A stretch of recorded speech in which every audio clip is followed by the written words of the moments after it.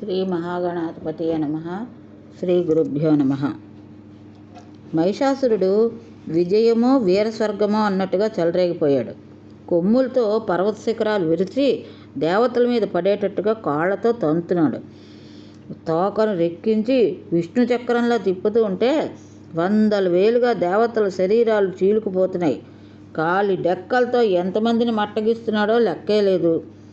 దేవ గంధర్వ వీరులు భయభ్రాంతులై కాలికి బుద్ధి చెప్తున్నారు. ఎటువారు అటే పారిపోతున్నారు. దేవేంద్రుడు కూడా ఇక వీడిని ఎదిరించడం నా వల్ల కాదు అని అనుకున్నాడు. రణరంగం విడిచిపెట్టి పలాయనం చిత్తగించాడు. నాయకుడే పారిపోతే మనమేం చేస్తామంటూ యమ, వరుణ, కుబేరాదులు అందరూ బెదిరిపోయారు.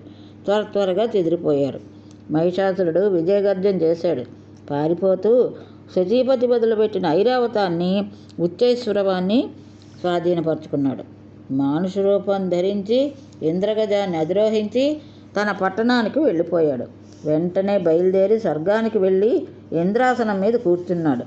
సురారాజ్యాన్ని స్వాధీనం చేసుకున్నాడు. దేవతల పదవులతో తన దానవులను నియమించాడు. 100 ఏళ్లు జరిగిన ఘోర సంగ్రామంలో విజయం సాధించి మహిషుడు ఎలాగైతేనే తన కోరిక తీర్చుకున్నాడు. ఇంద్ర పదవి చేజెక్కించుకున్నాడు. దేవతలందరూ స్వర్గాన్ని విడిచిపెట్టి కాందిసీకులై ఎటెటో వెళ్ళిపోయారు. ప్రాణాలు దక్కించుకున్నారు. కొండల్లో, గుహల్లో, అడవుల్లో తలదాచుకుని కాలక్షేపం చేస్తున్నారు. ఏళ్ళు గడిచాయి.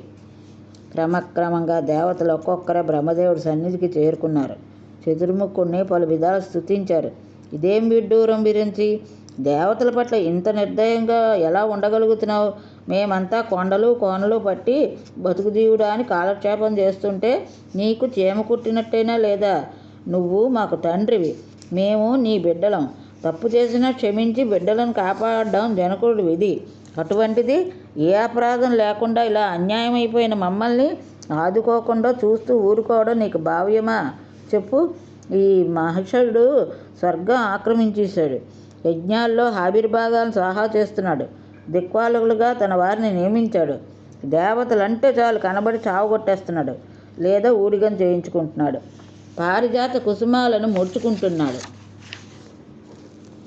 కామదేవు పాలను కడువారా సేవిస్తున్నాడు. ఇవన్నీ నీకు తెలుసు. ఎందుకో మరి మౌనంగా ఉంటున్నావు? ఇది న్యాయమా, ధర్మమా?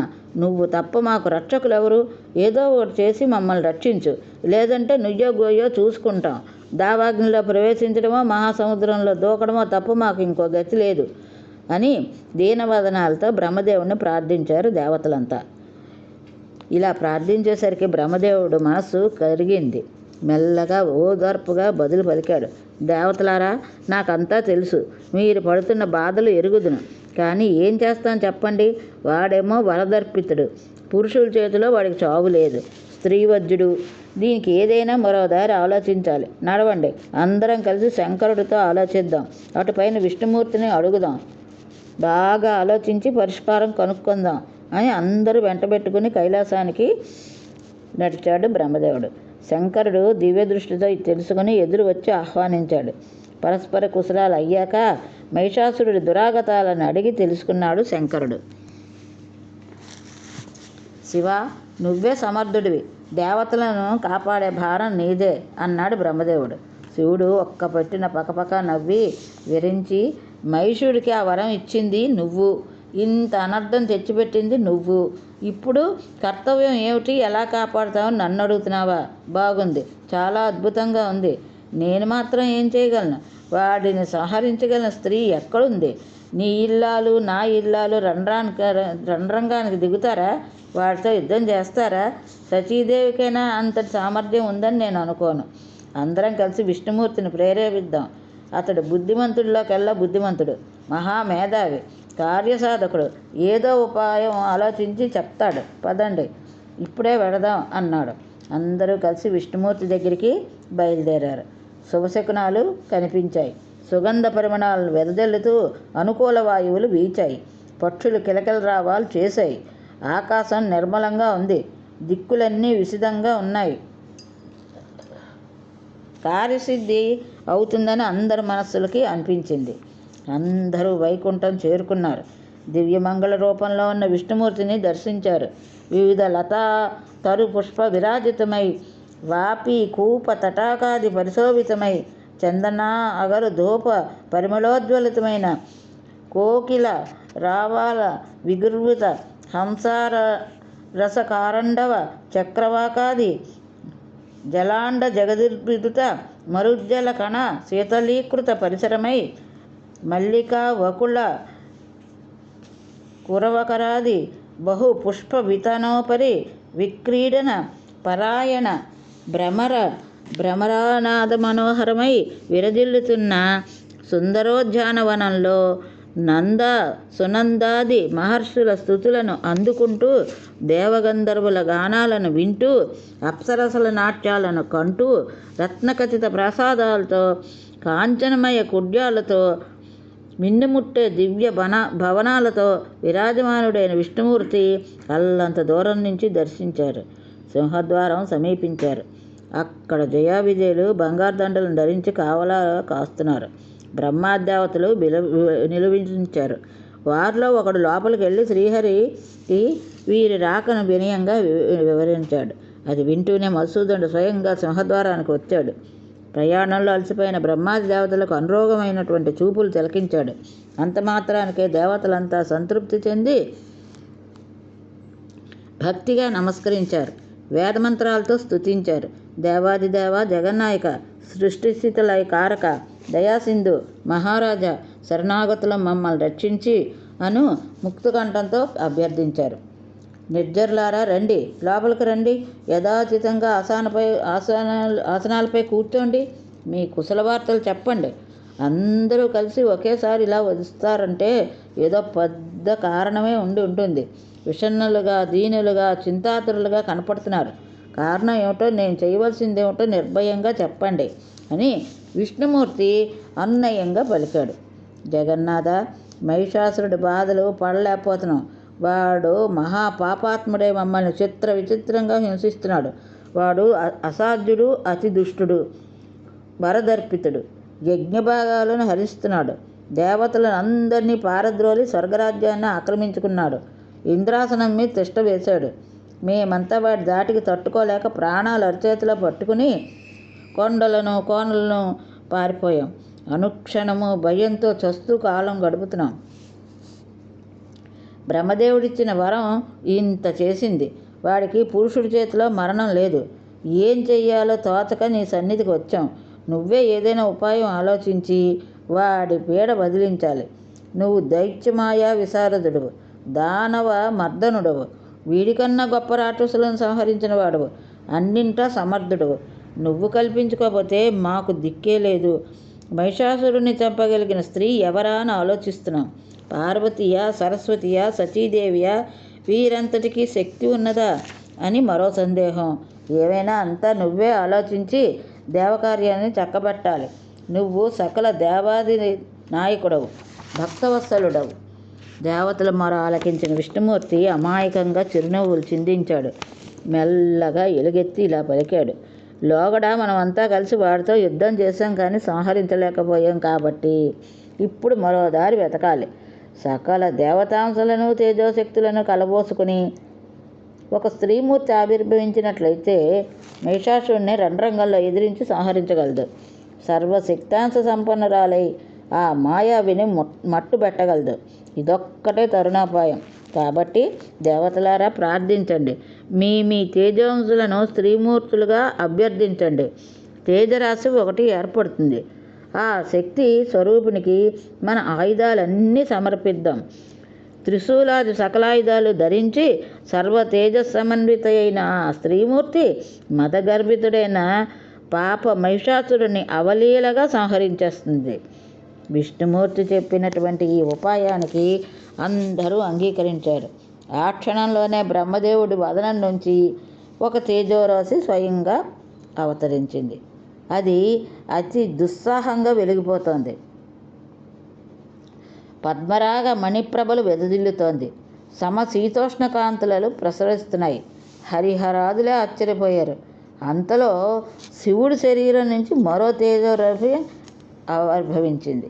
వెండిలా దగదగలాడుతున్నాయి. కళ్ళు మెరుముట్లు గొలుపుతున్నాయి. చూడ్డానికి భయంకరంగా ఉంది. పర్వతంలా ఉంది. రూపుదాల్చిన తమోగుణం ఉన్నట్టుగా ఉంది. వేడిగా ఉంది. ఆ వెంటనే విష్ణుమూర్తి నుంచి నీలం రంగులో మూర్తిభవించినటువంటి సత్వగుణంలా చల్లని తేజస్సు వెలువడింది. ఇంద్రుడి శరీరం నుంచి విచిత్రవర్ణంలో సర్వగుణాత్మకమైనటువంటి తేజోరాశి ఉద్భవించింది. ఇలాగే యమాగ్ని కుబేర వరుణల శరీరాల నుంచి తేజస్సులు వెలువడ్డాయి. సకల దేవతా తేజస్సులు విలీనమై ఒక మహా తేజోరాశి మూర్తి కట్టింది. ఒక హిమాలయంలా దర్శనమిచ్చింది. అంత ఆశ్చర్యచకితులై చూస్తుండగానే ఆ తేజోరాశి ఒక స్త్రీమూర్తిలా పరిణమించింది. సౌందర్యరాశి, త్రిగుణాత్మిక, సర్వదేవ శరీర సముద్భూత, అష్టాదశ భుజాల, త్రివర్ణ, విశ్వమోహిని, తెల్లని ముఖం, నల్లని కన్నులు, ఎర్రని పెదవులు, చిగురుటాకులు వంటి అరచేతులు, శరీరమంతటా దివ్యాభరణాలు, 18 బాహువులు, క్షణంలో 1000 బాహువులు అయ్యాయి. ఇప్పుడు సహస్రభుజ అయ్యింది. మహిషాసుర సంహారానికి ఆవిర్భవించిన మహా తేజస్సునిగా నిలిచింది. వ్యాసభగవానుడు ఒక దీక్షగా ఈ కథ చెప్పుకుంటూ వెళ్తూ ఉంటే సరిగ్గా ఇక్కడ జనమేజయుడు అంతరాయం కలిగించాడు. ఒక సందేహం వెలబూచాడు. వ్యాసమహర్షి, దేవీ రూపం ఎలా ఆవిర్భవించిందో మరింత విస్తృతంగా వినాలనుంది. అందరి తేజస్సు ఏకీభూతమైందని అన్నావు కదా, ఎలా కలిసింది? ఎవరి తేజస్సు ఏ అవయవమైంది? ముఖనాసికాది శరీర భాగాలు ఎలా ఏర్పడ్డాయి?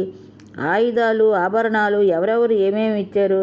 నీ ముఖత ఈ వివరాలన్నీ వినాలని కుతూహలంగానే ఉంది. ఇది అమృతరసం. ఎంత తాగితే మాత్రం తృప్తుంటుంది? నీ ముఖపద్మం నుంచి జాలువారుతున్న మహాలక్ష్మి చరితామృతం ఇది. సవిస్తారంగా చెప్పి తనివితేరా అందించు అని అభ్యర్థించాడు. సౌనకాది మహామునులారా, జనమేజయుడు ఇలా అడిగేసరికి వ్యాసభగవానుడు అతన్ని తృప్తిపరచాలనే కోరికతో ఈ ఘట్టాన్ని మరింత మధురంగా, మరింత విస్తారంగా వినిపించాడు. జనమేజయ, నీ కుతూహలాన్ని అర్థం చేసుకుంటున్నాను. వివరంగా చెప్తాను, శ్రద్ధగా విను. ఆ మహాలక్ష్మి రూపాన్ని యథాతథంగా వర్ణించి చెప్పాలి అంటే బ్రహ్మ విష్ణు మహేశ్వరాలు కూడా సాధ్యం కాదు.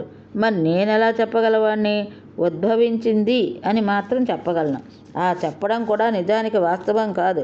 ఎందుచేతనంటే ఆ జగన్మాత నిత్యురాలు, ఎప్పుడూ ఉంటుంది. దేవకార్య సిద్ధి కోసం ఇప్పుడు ఏకరూపత్వాన్ని పొందింది. విభిన్న రూపాలతో ఉండేది తానే. నటుడు లోకరంజనం కోసమని రంగస్థలం మీద విభిన్న పాత్రలు, రూపాలు ధరిస్తాడు. కానీ తాను ఒక్కడే. అలాగే ఈ మహాలక్ష్మి ఈ సృష్టిలో సకల రూపాలతోటి తానే ఉంటుంది. అవసరాన్ని బట్టి మళ్ళీ ఏకరూపత్వాన్ని పొందుతుంది. వాస్తవంగా చూస్తే ఈమెకు ఒక రూపమంటూ లేదు. కేవలం అరూప అయినా లీలా విశేషంగా సకల రూపాలను ధరిస్తుంది. నిర్గుణ అయినా సగుణ అవుతుంది. కార్యకర్మానుసారంగా రూపంతో పాటు నామధేయాలు ఏర్పడుతూ ఉంటాయి. అయినా నువ్వు అడిగావు కనుక నా శక్తి మేరకు ఎవరి తేజస్సు ఏ అవయవంగా రూపొందిందో నీకు తెలియజేస్తాను, విను. శంకరుడి తేజస్సు ముఖపద్మం అయ్యింది. అతి శ్వేతవర్ణం, శుభాకారం. యముడి తేజస్సు ఆ దేవికి నల్లని పొడవైన కురులు అయ్యాయి. మేఘవర్ణంలో మనోహరమైన వంకీల జుట్టు అయింది. అగ్నిదేవుడి తేజస్సు కృష్ణ శ్వేత రక్తవర్ణాలతో 3 కన్నులు అయ్యాయి. ప్రాతఃసాయ సంధ్యా తేజస్సులు దట్టమైన కనుబొమ్మలుగా అయ్యాయి. మన్మధుడి ధనస్సులా మెరిసిపోయే భ్రూలత. వాయుదేవుడి తేజస్సు చెవులయ్యాయి.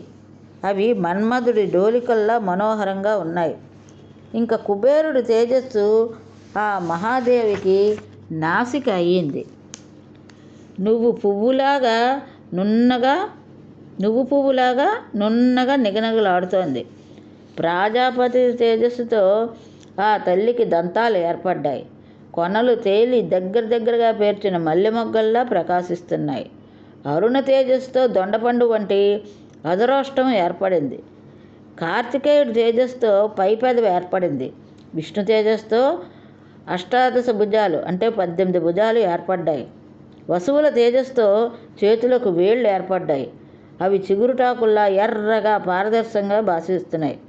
చంద్రుడి తేజస్సు అమ్మవారికి వక్షోద్వజమైంది. ఇంద్రుడి తేజస్సు మధ్యభాగం ఏర్పడింది. పొట్ట మీద 3 మడతలు గంభీరంగా మనోహరంగా ఉన్నాయి. వరుణుడి తేజస్సుతో కాళ్ళు ఏర్పడ్డాయి. పృథ్వీ తేజస్సుతో విశాలమైన జగనం ఏర్పడింది. ఈ రకంగా శుభాకార స్వరూప సుస్వరైన స్త్రీమూర్తి ఆవిర్భవించింది. ఆ సుదతిని, ఆ చారులోచనను, ఆ సర్వాంగ సౌష్టం సంపన్నను చూసి దేవతలంతా సంబరపడిపోయారు. మహిషాసురుడి పీడ ఆ క్షణంలోనే వదిలిపోయినంతగా సంతోషించారు. అప్పుడు విష్ణుమూర్తి సకల దేవతలను హెచ్చరించాడు. మీ ఆయుధాలు, ఆభరణాలు మహాదేవికి సమర్పించండి అని అన్నాడు. విష్ణుమూర్తి ఆజ్ఞకు దేవతలంతా ఆనందంతో శిరసావహించారు. దివ్యభూషణాలను, దివ్య వస్త్రాలను, దివ్యాయుధాలను సమర్పించారు. క్షీరసముద్రుడు ఎరుపు రంగులో ఉన్న సన్నని వినూత దివ్య వస్త్రాలను మహాలక్ష్మికి సమర్పించాడు. వినిర్మలమైన హారాన్ని బహూకరించాడు. సూర్యకోటి సమప్రభమైన చూడామణిని, అటువంటిదే రత్నమయ కుండలాలను, కడియాలను అందించాడు. విశ్వకర్మ ప్రసన్నచిత్తుడై నానారత్న విభూషితులైన కేయూర కంకణాలను సమర్పించాడు. సుస్వరంగా సుమధురంగా ధనిస్తూ అందరినీ ఆకర్షిస్తున్న నూపురాలను త్వష్ట సృష్టించి ఇచ్చాడు. అవి సూర్యమండలాల్లా ప్రకాశిస్తున్నాయి. మహాసముద్రుడు కంఠాభరణాన్ని, ఉంగరాలను కానుకగా పెట్టాడు. ఎన్నడూ వాడిపోని పద్మాలతో, సుగంధాలతో వెదజల్లుతూ తుమ్మెదలను ఆకర్షించిన దివ్య వైజయంతి మాలికలను వరుణుడు ఉపదగా ఇచ్చాడు. హిమవంతుడు సంతుష్టుడై వివిధ రత్నాలతో పాటు బంగారు కాంతులు ఈలుతున్న సింహాన్ని వాహనంగా సమర్పించాడు. సర్వాలంక శోభితమై ఆ దేవి సింహాన్ని అధిరోహించింది. శ్రీహరి తన సుదర్శనం చక్రం నుంచి అలాంటిదే మరొక సృష్టించి ఇచ్చాడు. అది 1000 అంచులతో ఒకేసారి 1000 మంది రాక్షసుల శిరస్సును తేలికగా ఖండించేటట్టుగా ఉంది. శంకరుడు త్రిశూలం నుంచి మరో త్రిశూలం తీసి ఇచ్చాడు. అది దేవతలకు అభిహస్తంలా భాషించింది. వరుణుడు వెన్నముద్ద లాంటి శంఖం ఇచ్చాడు. అది శుభప్రదంగా, జయప్రదంగా కనిపించింది. అగ్నిదేవుడు శతఘ్నిని సృష్టించి ఇచ్చాడు. వాయుదేవుడు దివ్యధనస్సును, ఎప్పుడూ తరిగిపోని బాణాలను విరజిల్లే అంబుల పొదిని బహుకరించాడు. దేవేంద్రుడు వజ్రాయుధం నుంచి మరో వజ్రాయుధం సృష్టించి ఇచ్చాడు. ఐరావతానికి అలంకరించిన దివ్యగంటను సమర్పించాడు. యముడు కాలదండం వంటి దండాన్ని కల్పించి ఇచ్చాడు. బ్రహ్మదేవుడు గంగాజలంలో నిండిన దివ్యకమండలాన్ని బహుమతిగా సమర్పించాడు. వరుణుడు తన పాశాయుధాన్ని కూడా ఇచ్చాడు. కాలుడు ఖడ్గాన్ని, చర్మంతో చేసిన డాలును అందించాడు. విశ్వకర్మ గండ్రగొడ్డను సృష్టించి ఇచ్చాడు. కుబేరుడు సురాపూర్ణమైనటువంటి సువర్ణ పాత్రను సమర్పించాడు. చిరుగంటలు పొదిగిన కౌముదికి గదను త్వష్ట అందించాడు. అలాగే అనేక దివ్యాస్త్రాలను, అభేద్యమైన కవచాన్ని సమర్పించాడు. సూర్యుడు తన తేజస్సులను బహుమానంగా ఇచ్చాడు. వివిధ భూషణాలతో, వివిధ ఆయుధాలతో కన్నులు చెదిరిపోయేటట్టుగా కనిపిస్తున్న ఆ మహాదేవిని చూసి దేవతలందరూ పారవస్యంతో విస్మయానంద విభూతులై ఇలా స్తుతించారు. నమః శివాయై కళ్యాణై శాంతై పుష్టై నమో నమః. భగవతై నమో దేవ్యై రుద్రాణై సతతం నమః. కాళరాత్రై తదాంబాయై ఇంద్రియాణై తే నమో నమః. సిద్ధిబుద్ధై తదా వృద్ధై వైష్ణవైతే నమో నమః. పృథివ్యాం యా స్థితా పృథ్వీ న జ్ఞాత పృథివీం చ యా అంతఃస్థిత యమయతి వందే తామీశ్వరం పరాం. మాయాయాం యా స్థితా జ్ఞాత మాయాయా న చ తామజాం. అంతఃస్థిత ప్రేరయేతి ప్రేరయిత్రిం నమః శివా. సిద్ధి, బుద్ధి, వృద్ధి, తుష్టి, పుష్టి, శాంతిప్రదమైన రుద్రానికి, ఇంద్రానికి, కళ్యాణికి, వైష్ణవికి నా నమస్కారములు. కాళరాత్రికి, భగవతికి అభినందనం. పృథివికి తెలియకుండా, పృథివిని తెలుసుకోకుండా, పృథివిపైనే ఉంటూ అంతరంగాల్లో విరాజిస్తూ సకల ప్రాణకోటిని నియంత్రించే జగదీశ్వరికి ప్రణతులు. మాయా కారణంగానే అవిద్య అయిన ఆ మాయారూపానికి వందనాలు. అంతఃశక్తిగా అందరినీ నడిపించే ప్రేరయిత్రికి దండాలు. ఓ జగన్మాత, శత్రుపీడితులమైన మాకు విజయం ప్రసాదించు, శుభపరంపరలు కల్పించు. మదగర్వితుడై పరదర్పతుడై మహిషాసురుణ్ణి సంహరించు. వాడు మహామాయావి, ఖలుడు, శ్రీవజ్జుడు. నానా రూపాలను ధరిస్తూ సకల దేవతలను హింసించడం వాడికి ఒక క్రీడా వినోదం. మా అందరికీ నువ్వే దిక్కు. కాపాడు తల్లి, కాపాడు అన్నారు. దేవతల స్తోత్రపాఠాలకు జగన్మోహిని సంబరపడిపోయింది. చిరునవ్వులు చిందిస్తూ శుభాశీస్సులు పలికింది. దేవతలారా, ఇంక నిర్భయంగా ఉండండి. మహిషాసురుణ్ణి సంహరిస్తాను, ఇప్పుడే సంహరిస్తానంటూ మరొక్కసారి నవ్వింది. సురలారా, ఈ సృష్టిలో ఇదొక విచిత్రమైన సంఘటన. బ్రహ్మేంద్ర విష్ణు రుద్రాదులు కూడా మహిషాసురుడికి భయపడిపోయారంటే ఎంత ఆశ్చర్యంగా ఉంది. దైవబలం ఒక్కొక్కప్పుడు ఇలా ఘోరంగా దుర్జయంగా ఉంటుంది. సుఖదుఖాలకు కాలమే కర్త. సృష్టి పాలన సంహారాలు నిర్వహణకు సమర్థులైన త్రిమూర్తులే మోహంలో మునిగిపోయి మహిషుడి పీడలకు లోనై క్లేశ సంతృప్తులయ్యారంటే కాళిమహిమ ఎంతటిదో కదా. అన్నీ ఒక్క క్షణం ఆగింది. చిరునవ్వు క్రమక్రమంగా వికటాట్టహాసమైంది. కనులు ఎరుపెక్కాయి. ముఖం గంభీరమైంది.